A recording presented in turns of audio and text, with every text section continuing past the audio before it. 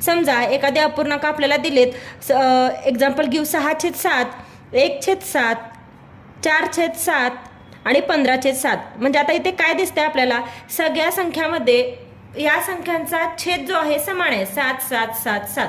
अशा प्रश्नांमध्ये काय करायचं तेव्हा, तर इथे एक मेथड आहे, जेव्हा छेद समान असतात तेव्हा जो या संख्यांमध्ये ज्या छेद समान असणारमध्ये ज्याचा अंश मोठा तो अपूर्णांक मोठा. म्हणजे आता इथे छेद समान आहेत आणि अंश किती आहे, 6, 1, 4 आणि 15. या 4 संख्यांमध्ये सगळ्यात मोठी संख्या कोणती आहे, तर ती संख्या आहे 15. म्हणजे सगळ्यात मोठा अपूर्णांक कोणता, तर 15/7.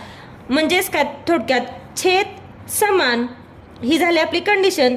छेद समान असतील तर मोठा अंश जर असला तर तो अपूर्णांक काय असतो, मोठा, आणि ज्याचा अंश छोटा तो अपूर्णांक छोटा. मग आता इथे सर्वात छोटा अपूर्णांक कोणता,